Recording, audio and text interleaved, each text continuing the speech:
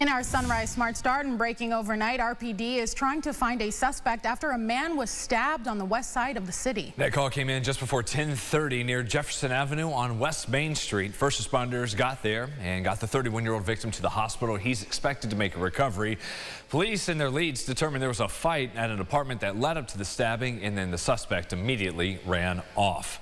We got live images here from Washington and Capitol Hill. Tonight, President Trump will be there giving a speech, hinting the economy will be a major topic during his first official State of the Union address of the second term in prime time. Last week, the U.S. Supreme Court dealt a major blow, ruling his Liberation Day tariffs are illegal, even as he doubles down on imposing new tariffs. Despite a stronger than expected January jobs report, consumer confidence has dropped, with a recent CBS News poll showing that many Americans believe the president is too focused on tariffs and not enough on lowering prices. Then there's growing unease that the U.S. could strike Iran, with nuclear talks between the two countries scheduled for later this week. Congressional Democrats are split over attending the address. Some are planning to skip it, while others say they want to express their disapproval of the president's policies in person. I will be defiant in whatever way is appropriate, certainly by silence. Virginia's first female governor, Abigail Spanberger, a former congressional and CIA officer, will deliver the official Democratic response. An update here: 2 people still in the hospital after a car tore through 2 yards of homes in Clifton Springs late last week. And now we're hearing from some of the homeowners. Deputies say Friday when this happened, the driver was speeding along a bend at State Route 448, lost control in the wet conditions and crashed through the yards before hitting a swimming pool. One person in the vehicle was flown to the hospital, the other taken away in an ambulance. I was sitting right in the corner of the house, and he went, like you say, he went right by the windows, right. He clipped the side of the house as he went by. The noise it made, I thought there was like an 18-wheeler or something scraping down the guide. It's what it sounded like. And then I heard this poof, and I looked out, and the pool was just caving in. Neighbors add they think some improvements with traffic patterns along 448, which runs right behind the homes, could have prevented something like this from happening. A parole warrant has been issued for the suspect arrested after a police chase and crash involving a city bus last week.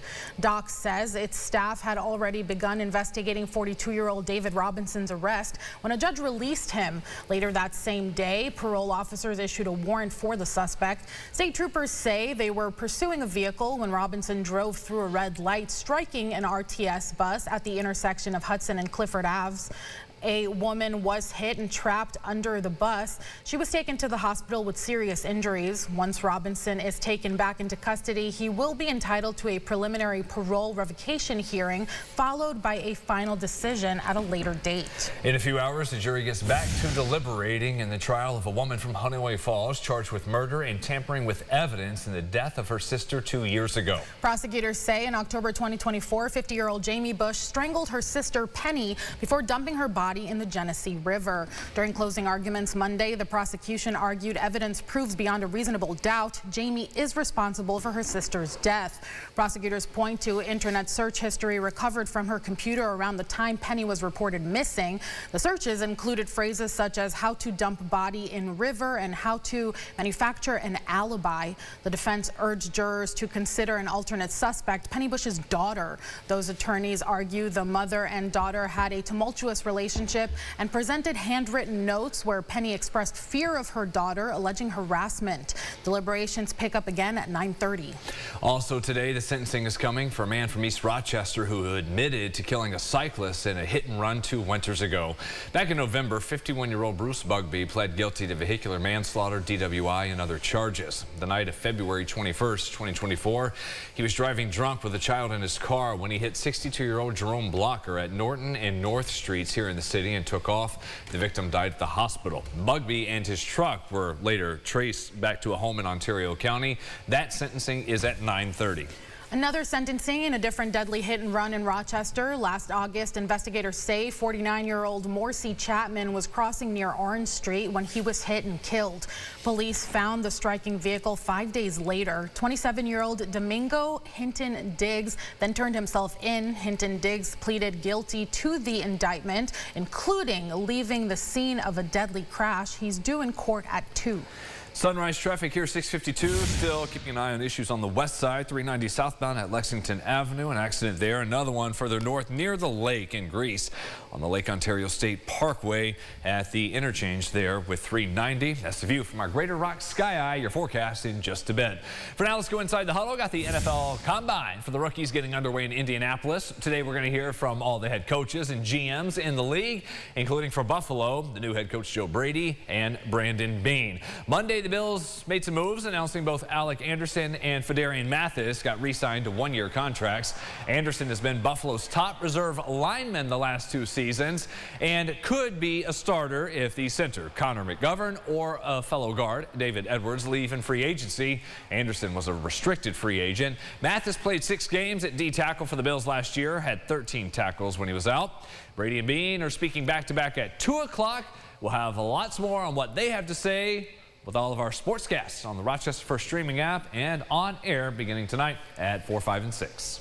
The 128th Rochester Lilac Festival is turning up the volume. Organizers announcing the headliners for 10 straight days of live music on the KeyBank Center stage this spring. This year's lineup spans funk, soul, country, indie, rock, and jam bands, with headliners including Simafunk, Leaf Fields, The Lone Bellow, J.D. McPherson, and Eggy. In total, nearly 60 performances will take place on the main stage, with additional community showcases, regional talent, and buskers throughout the gardens. The festival returns Friday, May 8th through the 17th.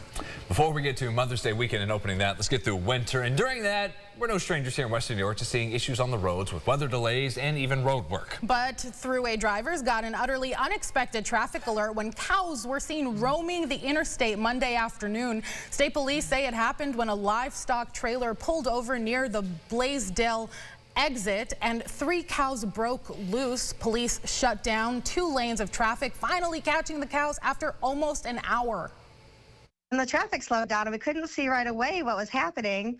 And as we got closer, my boyfriend's mom said, "Are those deer in the center?" And as we got a little bit closer, she said, "I think those are cows." This cow kept on going back and forth, and all these people were pulled over to the side of the road trying to help.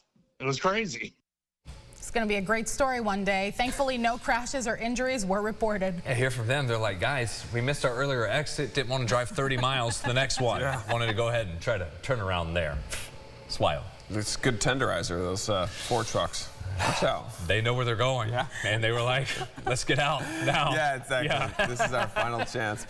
Quick look at the 8-day forecast. We do have some snow coming in tonight. Another round of snow showers going into tomorrow, and then some more flakes flying here and there for your Wednesday. I was just looking at the past week. So we rate cloud coverage based on a 0 to 10 scale, 10 being overcast.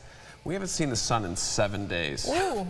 Oh, yeah, wow. It's been a 10 out of 10 for the cloud coverage in Rochester since the 17th of February. So literally haven't seen the sun in 7 days. You know what make you feel better? RG&E bills arriving today. If you want to check that, we'll talk about it in the podcast. 9 o'clock, second cup of sunrise. That and also final days of our QR code for our contest, Survivor 50, our giveaway. That does it for us. Thanks so much for watching. CBS Mornings up next.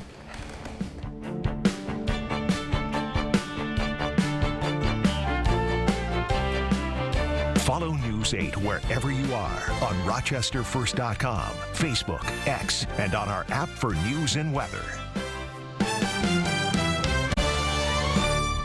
Get the Rochester First streaming app today for everything you love from News 8 on demand, plus exclusive shows you won't see anywhere else. Search ROC and download for free on Roku, Amazon Fire, and Apple TV.